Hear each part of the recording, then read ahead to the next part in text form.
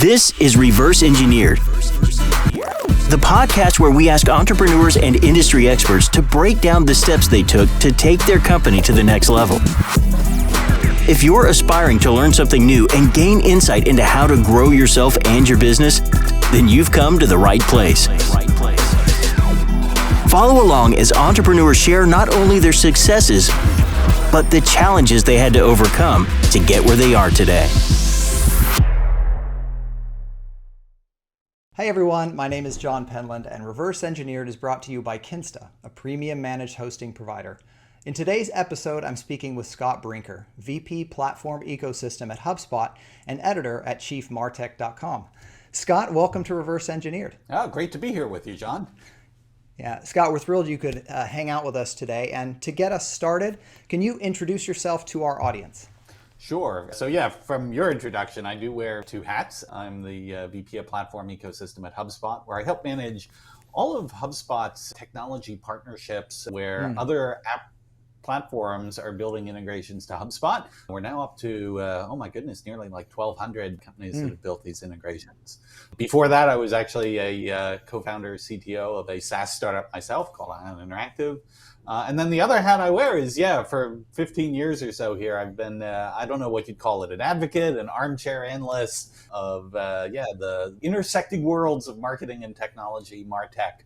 Yeah, if you've ever seen that crazy landscape of thousands and thousands of different MarTech products out there in the world. Unfortunately, I'm the person who has assaulted you with that, so I apologize for that. Yeah. Well, I do want to take a moment here at the beginning and help our audience get a little bit more familiar with your professional interests and background. So you kind of touched on it there for a bit, but if you could take just another couple of minutes and give us a sense for what would you say you are most interested in today professionally, and how did you get to where you are today? To me, it's fascinating. Where I originally came to what I currently do is that collision between the worlds of technology and marketing, which if we go back 20 years, I mean, like the IT department and the marketing department, I mean, we're about as conceptually opposite ends of the spectrum as you could imagine. You know, in the early days, people used to talk about somehow like they were, at war with each other. I don't even think it was that. I don't even think it was hostility. It was like they were just speaking different languages. It was like Tower of Babel, But obviously, if, we live in a digital world here, I mean, you couldn't imagine, two professions, two departments, two industries being like more entangled, than they are. And so that journey over these past couple decades has just fascinated me because some of it's the technology and all this innovation that's happening around, MarTech. But even more so, quite frankly, it's how it's changed the marketing department. The sort of people who work in marketing, the team structures, what their responsibilities are.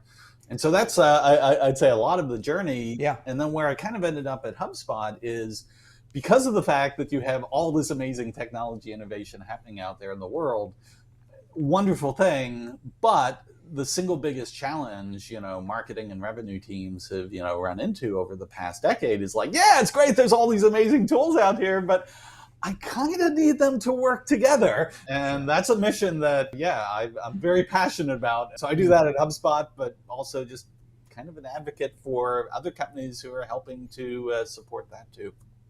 Yeah. So the listeners to Reverse Engineered tend to cut across a lot of different industries, but what tends to draw them all together is that we have a lot of folks who are parts of small to medium sized businesses that are in some way technology enabled, if I could kind of in broad strokes. And there's a word that I think we need to define early in this conversation because it's a word that some of our audience is going to be familiar with, but some of it is not going to be familiar with this word, and that word is MarTech. And you've already kind of hinted a little bit at what MarTech is, but if you could take a minute and speak to those who may not have heard that term before or may have heard it but not really known what it was referring to, how do you define MarTech? Sure. So MarTech is just a shorthand for marketing technology. And it's really about any software product that's built primarily for marketing teams, marketers, and so this might be things like marketing automation platforms or, advertising management or, social media marketing. I mean, whole collections, actually thousands of them out there. But I almost think MarTech I think of it now even a little bit more broadly, where it's not just about marketing technology products, but in some ways it's almost a kind of a mini profession unto itself. It's these people who are Mm-hmm. working in marketing operations and sort of marketing technology management to like help orchestrate, how companies like leverage all of these new technologies and capabilities in their marketing. And so the boundaries start to get a little bit fuzzy because Yeah. increasingly it's not just MarTech for marketing, but it's how does the marketing department integrate more deeply with the rest of the technology that a business has across all of its other departments too.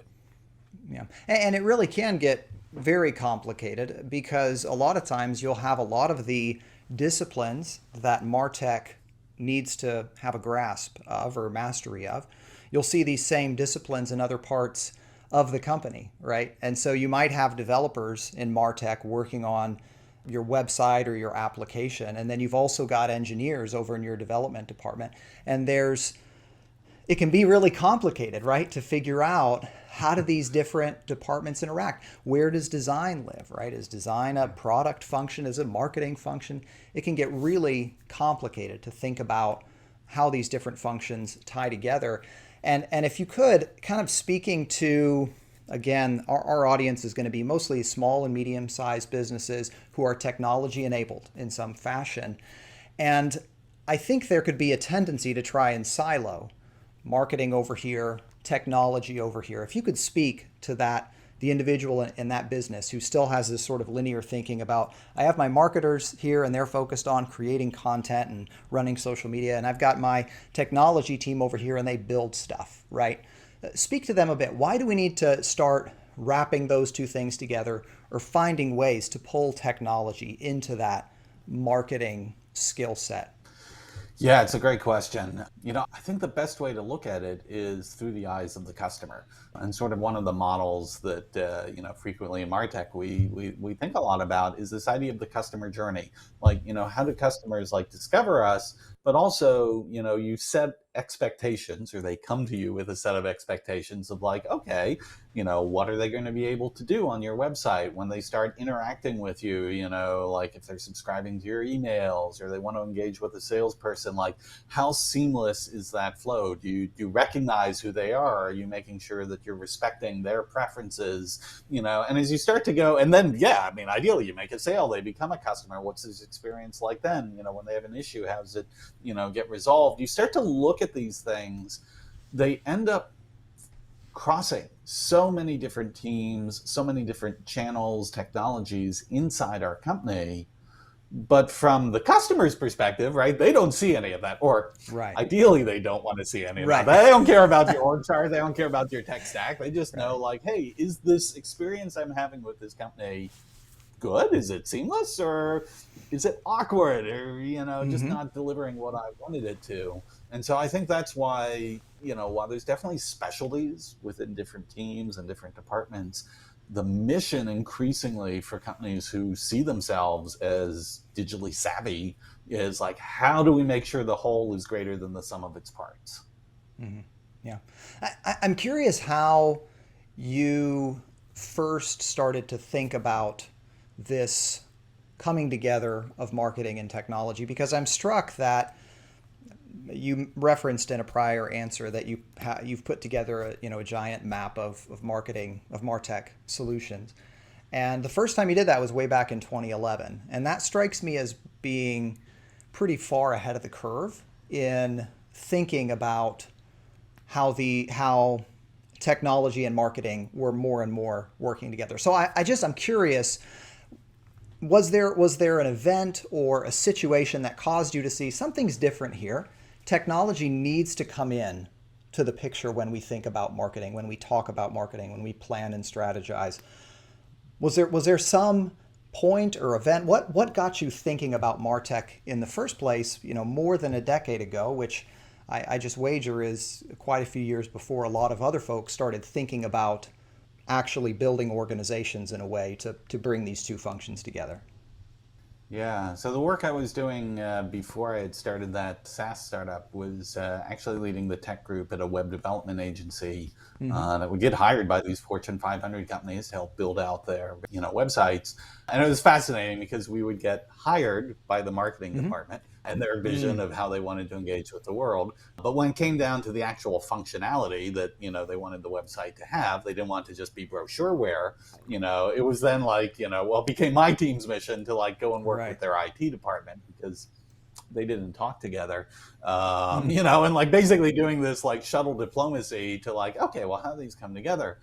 And I think one of the things I found fascinating was IT for a long time had this phrase of like shadow IT. It was this idea of like, if people other than IT folks are doing something with technology, that's not good. That's a shadow IT department, and to a very real extent, they weren't wrong. I mean, like, technology, like, you can't have these things like, sprouting up in all these tiny little silos.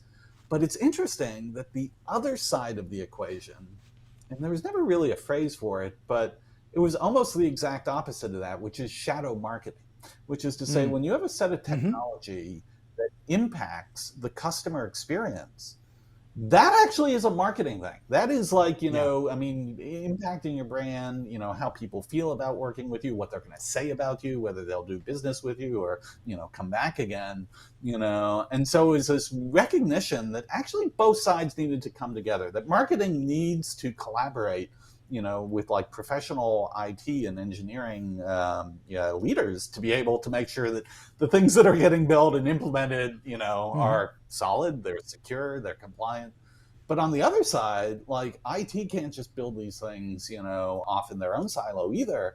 It has to be like integrated with a view of like, okay, well, what's the actual customer experience with, and how do we look at that experience as, frankly, not just keeping the lights on, set of mechanics, but like a competitive advantage for how we win, customers and build loyalty and advocacy, in a highly competitive digital world.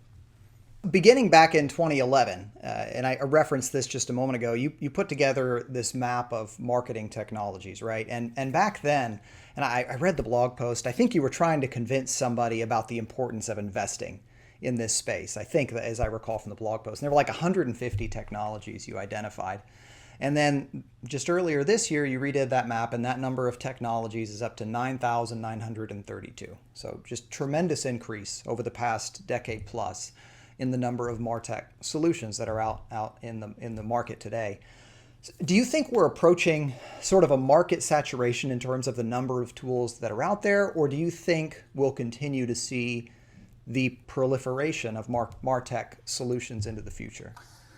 Yeah, it's a great question. And, I'm always a little bit hesitant, I guess I just put a disclaimer that if you had asked me 10 years ago to predict what the MarTech landscape would have done, I would have totally gotten that wrong. In fact, almost every year, if you're like, well, have we reached peak MarTech? I'm like, sure seems like peak MarTech to me, and so I take it with a grain of salt. But I think one of the things that's interesting is not all software is equal in scope or scale. I mean, again, you have very large public software companies, like HubSpot, like Adobe, like Salesforce, like Oracle, that, there's only so many like multi-billion-dollar software companies you can fit before like the GDP is just completely overrun with them.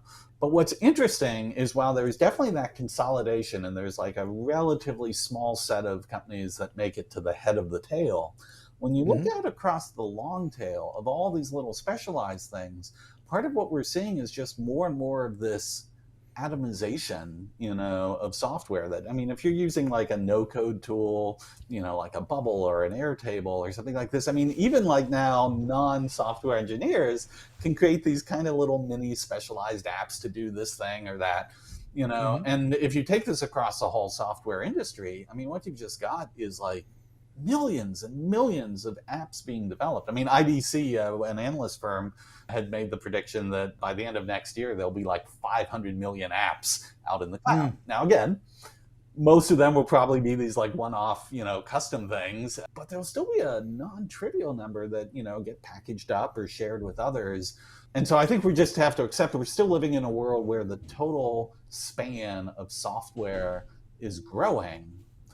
But this gets me back to where you started of like, where my current mission is and what I'm thinking about, in this world where the number of different individual software pieces, continues to grow, it absolutely requires there to be some sort of strategy to be able to make these things work together. And I mean, the vision I always have in my head that is oversimplified, but hey, if we're going to dream, let's aspire. It's like the iPhone or like Android. I mean, there are millions of apps available for the iPhone, but you have very few people who like are losing sleep overnight of like, oh man, I've got too many apps on my iPhone, and do I get this one? It's like, it's just so easy to get one and plug it in. If it works for what you're doing, great. If not, you pull something else in. And so while it's this enormous scale and variety, it hasn't created this, the sort of negative challenges that we feel in B2B software. Right. And I think this is the goal. It's like B2B software, maybe it won't get that simple. B2B is a more complex environment, but I think we could aspire to get as close to that as possible. And I think we can get a lot further than we are today. Yeah. Thinking about the space, though, from the perspective of the business that's using the software to market their services to whoever their customers are, whether they're other businesses or customers, I was struck by that graphic, how daunting it could be if you're in charge of marketing or MarTech at a company and you don't feel like you have your full stack established and you're trying to figure out what else do we need to do, right? And you bring up this graphic and see, well, there are 9,932 different potential ways, right, that we could try and tackle this challenge, solutions we could bring to bear. So as you think about just that sprawl and a business that's trying to figure out how to best position itself in front of its clients, how do you think companies can do that most effectively? How can they approach that space and make sure that they're making the most effective use of the MarTech solutions that are out there on the market? Yeah, I feel a little bit schizophrenic saying this, but I would probably recommend not looking at that graphic. Seriously, the graphic is, I think from an industry perspective, it's useful because it does empirically capture the scale of what's happening. And I think there is a level at which we as an industry need to recognize it and figure out like, okay, how are we adapting in this environment? But for most businesses that are, earlier in their stage of building out these capabilities, I think that's the wrong place to go shopping. I think first and foremost, even setting aside the software acquisition, and really going back to this, like, okay, what for our business and the customers we're trying to serve, what are their expectations, in how they find us, how they first interact with us, how we end up converting them into customers, how we retain them, moving forward. And if you sort of get really clear on that and you can look at your competitors and understand where do we sit relative to, the competitive set, and just sort of understand like, okay, what do we want to do that we're not able to do now from a functionality, from a capability perspective, and I think if you get really clear on like, oh, wow, we could do a much better job of nurturing people here, or wow, we could do a much better job of like optimizing how we're getting found in, these search engines, in Google or Amazon or things like that. And then once you've got that clarity of the things that you want to improve, then start to like be able to, do a little bit of research on like, okay, what are the best software tools that will help me achieve that? And some of that is, Googling and, things like that. But I think the best cases are often when you can participate in some of these peer groups, either formally or informally, with other marketers at other businesses, and get some of that just like personal recommendation, personal experience. Because, again, like I love software vendors. I'm a software vendor myself still, but there's something about like the peer-to-peer discussions, the community discussions that frankly just have an authenticity that no vendor is ever able to quite, because at the end of the day, the vendor is still trying to sell you something. And I think if you can like build up a peer group, they would probably be like the first resource I would turn to in like considering, what I might take advantage of. And maybe my landscape is somewhere way down the line of like, oh yeah, now we're really good at this. What else is out there? But yeah, don't start there, please. Yeah. Yeah. And I think that's a great point, right? That graphic is really not for the small business that's trying to figure out how to set up their marketing. It's really an industry snapshot. And I'm curious, as you were talking about, how a small business might approach this, or somebody who's getting started might, reach out to a peer group. I'm really just curious to bounce off how I've thought about our approach internally to this same question. And I'm just curious to get your reaction to how I think about it and see if you think that's a useful way of thinking about it. So at Kinsta, what Kinsta did early on, and this was prior to my time, is they picked a single channel that they were going to get really good at.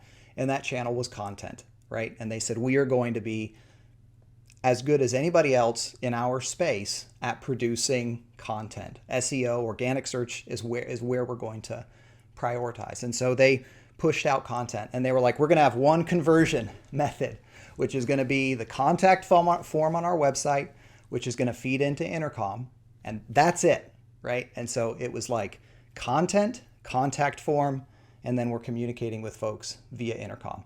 And it was very super simple, and that was it for like the first 3 years maybe. I mean, that was it. There was some social media stuff happening on the side, but that was really very ancillary and very much secondary to that core of we're going to do the content right, and then we're going to have a very clear path to a contact us form, and that's going to lead to Intercom, and we're going to do a really good job of consultative interaction with folks who are interested in what we're doing. And then you pick up other things over time and amplify what we're doing. And now we're doing everything, right? We're doing podcasts, and we have a super active YouTube channel, and we have online courses, and like we have, so many newsletters and 10 languages on our website. And so now we're doing tons of stuff, but we didn't start there.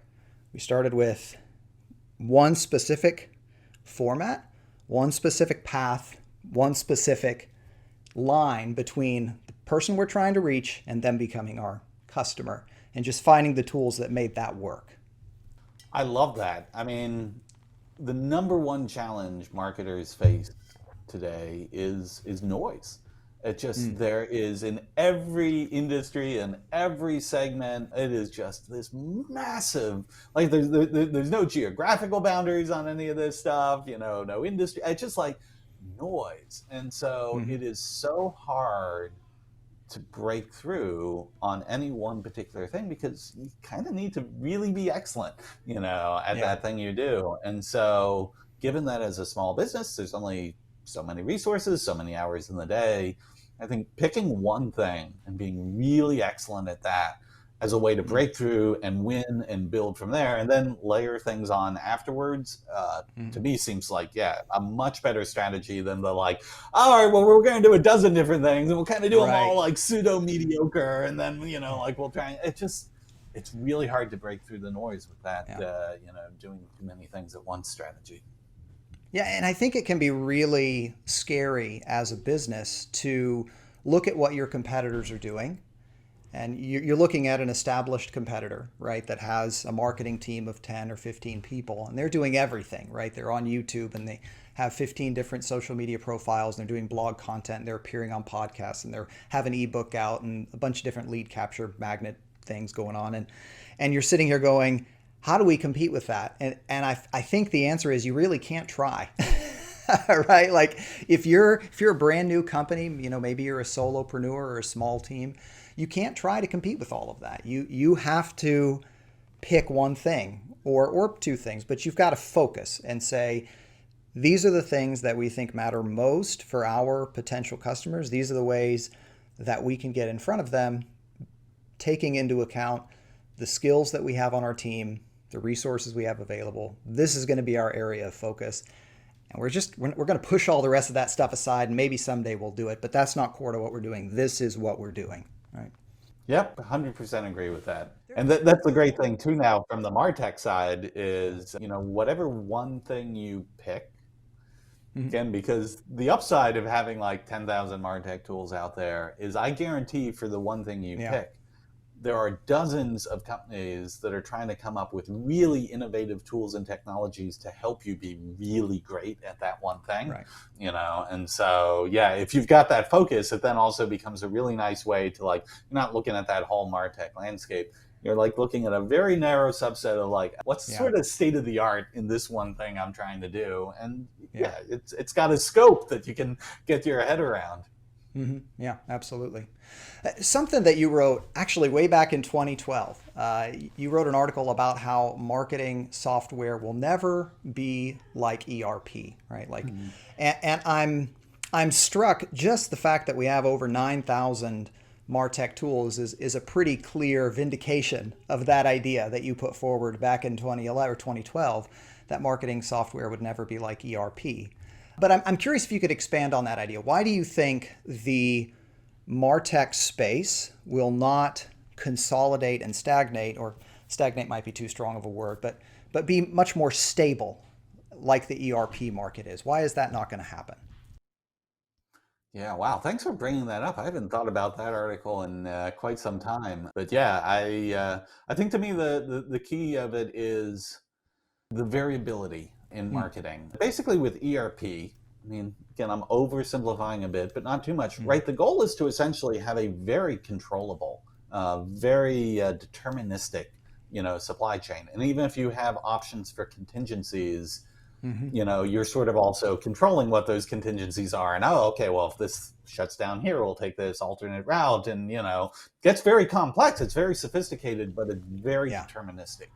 With marketing, the reality is half of the, participants, like, sure, you can be as deterministic as you want with what you do inside your business, but you can't dictate to your customers, your prospects, like, okay, here's the algorithm we need you to follow. Like, customers are just going to do what they want to do. And smart marketers are constantly in a mode of, like, adapting, to how their customer behaviors evolve, how customer expectations evolve.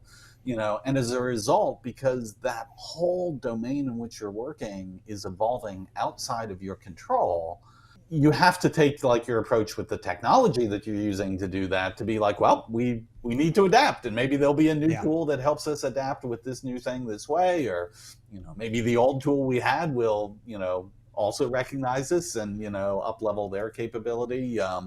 But you can't sort of, just predetermine the whole system algorithmically and be like, yep, optimize perfectly.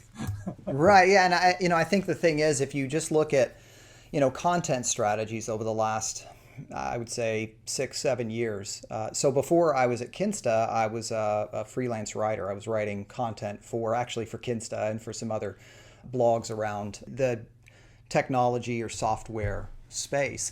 And at that time, 6-7 years ago, written content really was where it was at. And written content is still certainly extremely important, but podcasts, video were not important the way that they are today, right? And so if you have that deterministic marketing stack built that isn't going to flex as the moods of consumers change, or the way that people interact with information as that changes, you can't have a deterministic approach to how you reach out to your customers, because the way that they want to consume information changes, right? And so your marketing stack has to be flexible to flex into those new ways that, hey, folks are consuming information in this new way, and we're going to have to be able to flex into that. And that means that we can't be totally locked in to this one way that we've done things in the past, right? Yeah, I mean, and again, it's like, it's a balance, because it's not like it's the complete antithesis of ERP in the sense of, like, oh, well, it's just the Wild West, just, there are no rules, go for it. It's like you're trying to balance two sides of essentially the audience that you can't control. In fact, they control you, right? You're adapting to what the audience, wants. Marketers go where the audience is.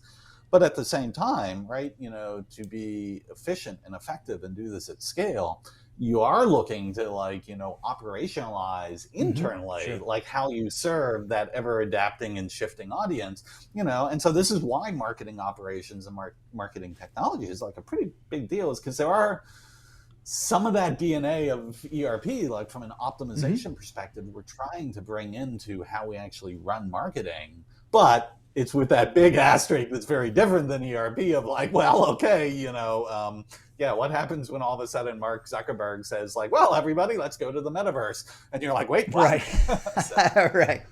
Right. And I do think you're hitting at something that I wanted to ask about, which is you've emphasized in the past the need for MarTech solutions to think of an open API as a first-class feature. And I'm struck, is a part of the reason for that it allows this, I think you said to operationalize marketing processes while retaining the ability to be nimble and to pull new solutions into the fold. Is that a part of why that open API, you view it as such a critical first-class feature for MarTech solutions?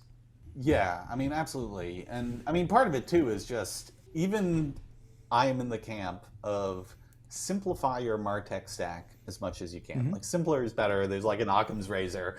That being said, it is highly unlikely you're a business that has one software product that does everything for your entire business. We're just not in that world at this point, And so you have to recognize that even if you have a very simplified and rationalized tech stack, you almost certainly have multiple different things, and new stuff will come, in from time to time, and so what you want is the ability for these things to talk to each other, to work together.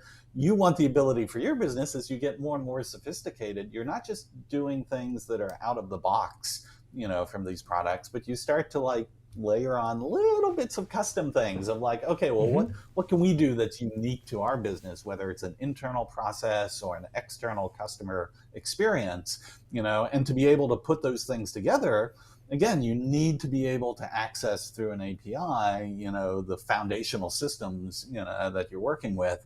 And so, yeah, it's this journey we're on where just the world has more and more software. More and more of that software is just in the cloud. It has the potential to be orchestrated together in very, very novel ways. And we're still early in like, really harnessing that.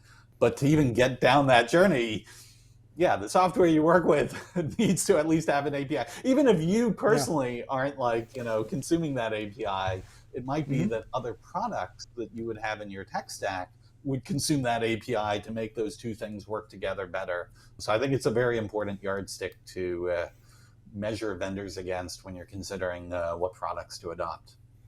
Yeah, and I think HubSpot has really led the charge, I think, on the integration of different marketing solutions. I think recently it was announced that HubSpot has over 1,000 different potential integrations with different applications.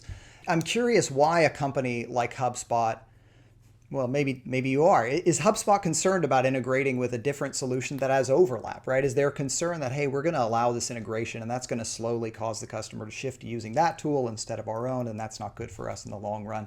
How do companies in that space think about that apparent threat to the use of their own software that might be posed by integration?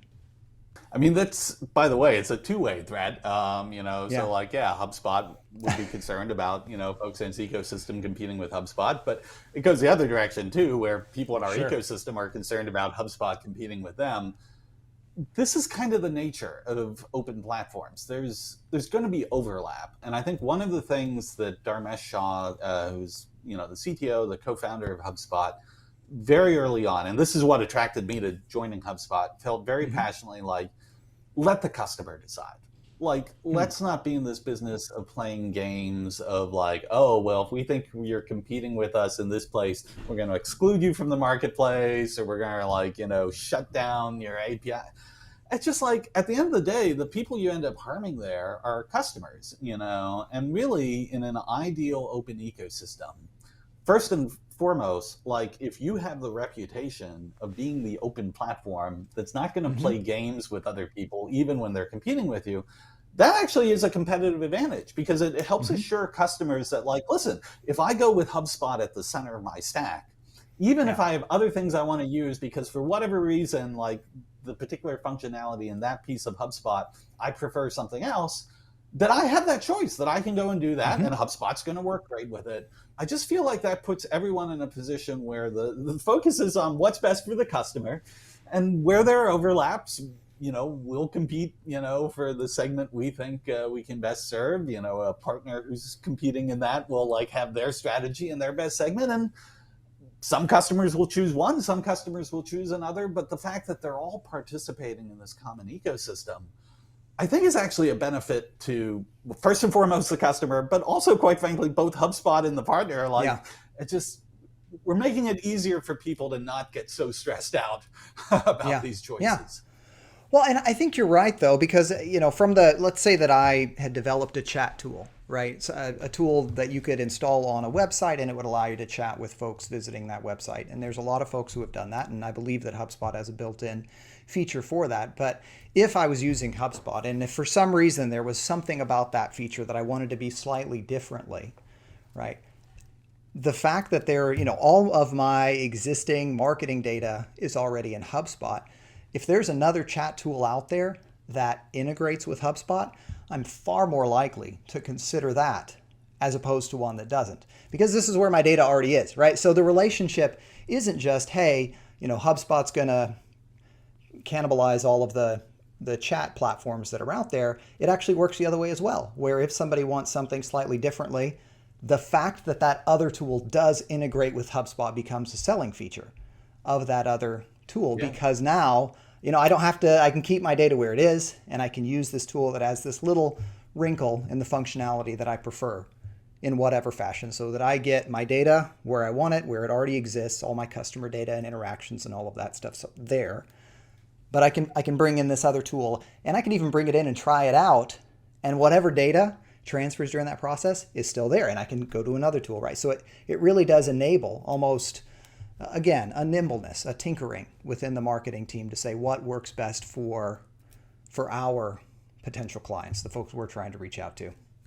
Yep, I think it's, on my iPhone, I've chosen to use Safari for my web browsing, but I use Gmail for like my email. I'm using a Microsoft app to get access to it. It's just like, yeah, sure. I mean, Apple could say like, no, if it's any kind of thing that we build the software, your only choice is to use ours, and people would hate it. The iPhone is like this massive success, in my opinion, in no small part because they've been really committed to like this open platform. It doesn't have to be all our software. And that being said, we do want to make sure the software that plugs in works well. It meets certain compliance standards. Like, that's part of the benefit we're actually giving customers is, hey, anything you buy from this app store, you can, assume it meets a certain bar. I think there's still that dimension that you want to have, but from a competitive perspective, I don't think you can both be like dominate the world, it's all got to be our software, and a platform. Like, these are mutually exclusive worldviews, mindsets. Shifting back to another topic, every year on your website, chiefmartech.com, you run this contest called the Stackies, and companies submit visualizations, right, of their own MarTech stack. Why do you think that this is a valuable exercise for the companies that participate, and how do you recommend that a company go about approaching that exercise? I love the Stackies. So there's kind of a serious layer to it and a fun layer to it. The serious layer is actually, forget about the visualization. Like, mapping out your stack is just really important. Like, what do I have? What are the different tools? How do I think of them working together? What are the responsibilities? What's the sort of flow of, data, or the workflow of how people are working with it? Like, if you're in marketing operations, marketing tech, like, you need this picture, so you understand it, and you can also explain it to others in your company. But that being said, because we're in a world where like there's so much change and so many different products and so many different like configurations that like actually, there isn't like one approach you can take that's like, oh, that's the best practice, and so you really do actually want a mechanism. If you're in marketing ops and marketing tech, you kind of like to see like, oh, well, what are other people? How are other people thinking about this? Which tools are they using? How do they think about them fitting together? And so sort of the genesis of the Stackies was just this idea of like, it's not that competitively sensitive, as far as which vendors you're working with. So for companies who are willing to be open and share this, like that community, now it's up to like several hundred of these, that we publish. It just becomes a source of people like looking at what others are doing, what can I learn from? And so I think that's actually legitimately a very useful community project. Now, that being said, marketers being marketers, over time, the stackies, the way in which they visualize them has gotten, more and more produced, and like people will often like produce the stacky in some sort of metaphor, like Sargento, Foods, like, has this whole thing of like the conveyor belt of, stuff being assembled for the, the grocery store. And that's fun, it's enjoyable. But yeah, to me, while that's the fun element of it, if you strip away the, sort of high production value trappings that people tend to do, and you just get down to, well, wait, what's the model you're actually sharing with me? And what are the tools you're using? Wow, to like have a few hundred different versions of that. And from major companies now, like, Microsoft and Philips and Cisco and like I think it's just been really helpful for us as an industry to like get a view into how these things are evolving. Yeah, it's really interesting to look at them because I was looking at some preparing for this call, and the thought that kept coming to mind is like, somebody spent a week on this, right?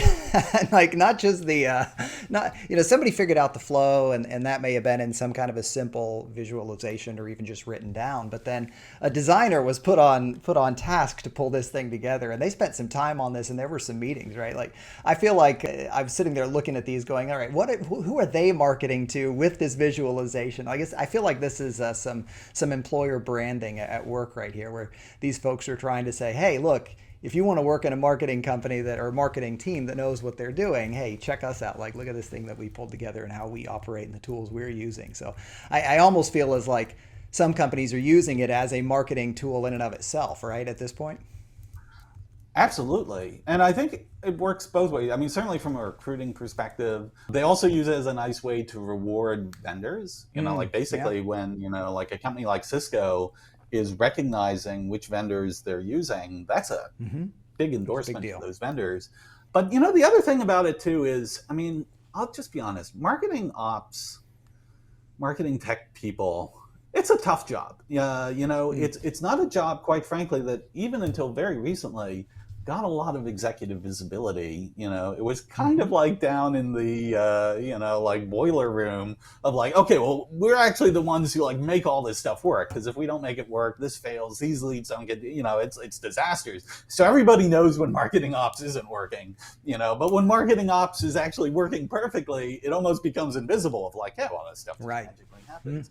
And so I feel like marketing ops, both, it's hard work. It isn't always well recognized and appreciated, certainly externally. And so I kind of feel like, the stackies have become one of those things where, I had a designer invest a week in coming up with this. What was the value of that? Well, one of the things that is my marketing ops and marketing ops team is like really proud of this. They're like, yes, this is the thing we built, and we can share it, and it's being recognized, like, by this broader community, that we're a part of. And I think that's worth a week of a designer's time. Absolutely. Particularly given like, this competitive market where if your marketing ops people aren't happy, they've got at least 10 different like job offers they can take at this point. So yeah, absolutely. I do want to shift. You talked about the folks on your marketing team having other job offers. For the end of our conversation here, I do want to shift sort of in a career orientation and thinking about what a modern marketing professional looks like. So in this MarTech landscape, as companies are building out marketing teams, should they be focused on hiring these hybrid marketing technology professionals, or should they be thinking about hiring different skill sets into different positions within the same team? How do you think about talent in this new, MarTech space? Yeah, I mean, some of it comes down to just scale. I think if you have even a relatively small team, but it's like a multi-person team, having sort of one person who's taking responsibility for like, marketing, tech, and operations is probably a good thing, because there's enough specialization that one, develops there. And then you have other folks who are, perhaps leading, like your demand generation process, or, like creative and content and so on. And as you get larger, people like create whole marketing ops teams, and they have different specialists within that. When you're just getting started and it's like one marketer or two marketers or even three marketers, then it becomes a little bit more of like, jack of many trades. Like you want someone who's comfortable with some of these MarTech tools so they can like use them, but they don't really have to be experts in any of them, because again, at that stage, taking your strategy, hopefully they're actually just picking like one or two things like, well, let's make sure we can get this really, really right. And while some of that will probably involve technology, more likely the majority of the work is still actually going to be on, well, what's being created, what's the strategy, how's this being like matched up with the particular persona we're going after. That, I mean, there is that whole world of marketing outside of technology that has not gone away. It's only gotten bigger. The scope of responsibility is only expanded, and so yes, marketing, tech, and ops is an important piece, but it's still, in the scheme of things, just one piece. So what advice then would you give to somebody who's embarking on a career and they're hoping to move into this MarTech space, right? They're really interested in marketing, but they want to focus on technology as opposed to maybe content creation or something in that direction. What advice do you give to that new professional moving into the MarTech space? How do they get their feet planted and launch into that space? Yeah, I mean, the great thing is, a lot of, the major vendors, like HubSpot, like a Salesforce, they all have these like great like training and certification programs. I know the HubSpot one is all free. And so like, like you can get this certification, you can demonstrate that there's a clear demand for, hiring people who have the, that certification. And so that's a good way to get started, get your foot in the door and start doing the work. The other thing I often recommend for marketing tech people who really want to grow is do a side project, because almost inevitably, like the scope of what you're going to do with, the company you're working for, like, right, as we were talking earlier, like pick one thing, do it really, really well. And it's not about like, how do I get 50 different MarTech tools? It's like, how do I get one or two and use them really, really well? And so that's great. You want to get really good and demonstrate that. But at the same time, if you're going to make your career in this technology, it's almost like you want to have some sort of sandbox that you can play with. No, let me see what that thing does. And I'm curious about it, And again, maybe this is a side project in your company. Maybe it's a side project you do at home. But basically find some sort of sandbox where you can experiment and do, because this is an industry where there's just not a lot of book learning. It is like all hands-on experiential learning. And just making sure you have like vehicles to keep doing that. Yeah, I actually have stories for both of those ideas that I have to share quickly. So the first is that back when I was a freelance writer, back in the 2014, 2015 period of time, I was writing for very technical websites, and I was having a conversation with a digital marketer that I just happened to meet by chance. And he said something about long tail keyword, right? And I just kind of gave him a blank stare because I had no idea what he was talking about, right? And that was like shot across the bow. Okay, John, you can write and you know your content, but you actually have no idea about SEO, about the strategy here. And so actually way back in, I guess probably was 2015. Don't quote me on the dates, I'd have to go check, but I actually went through HubSpot's inbound certified training at that, and it was free. And it did give me a sense for what's the big picture? Like what is the goal? What does inbound mean? What are some of these keywords and terms? And it allowed me to be conversant with a digital marketer and to at least understand the beginning of some of that strategy around content. So I can vouch for the value if you're early in your career in that space and doing some of that, that stuff that's free, that's out there, that does demonstrate a certain body of knowledge. And if you don't quite have that body of knowledge, helps you to start developing it.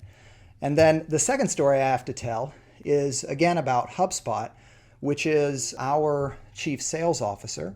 When he was looking for a job a few years ago, before he came to work for Kinsta, he actually used HubSpot to manage his job search, right? I think there's like a free tier for HubSpot. And he was like, all right, That's awesome. if I'm gonna be looking for a job, I want to go through the process of setting HubSpot up for the first time because this is an important tool and I really like it. He had used it at a prior location, but it had been set up for him. So it's like, I want to go through the entire process from signing up, setting it up, and getting to learn the product and actually using it. I'm looking for a job. You know what? I can use HubSpot to organize my job search. So that was an example of a side project, right? That was necessary, something he was going through, and he used it to get a sense for how to use this tool that's important in his space, and we use it today in no small part because of his appreciation for the power of the tool. So, okay. That's awesome. I love it. Yeah. So as we come to a close, I do have 2 wrap-up questions that I always ask all of our guests on Reverse Engineered. So the first is, what's one resource that you would recommend to our listeners? It could be a book, a blog, a newsletter, anything that you find value in that you would want to recommend to the listeners of Reverse Engineered. Wow. I suppose it's gauche to promote chiefmartech.com. Let's see. No, that's totally valid. Yeah. You're catching me at a moment where just something's popping into my mind that I'll recommend, which isn't a MarTech book. But I would say it was absolutely transformational for me in how I think about this stuff. And it's a book by a fellow called Nassim Nicholas Taleb. He'd written Fooled by Randomness. He'd written Black Swan. And the third book he wrote after Black Swan was a book called Anti-Fragile.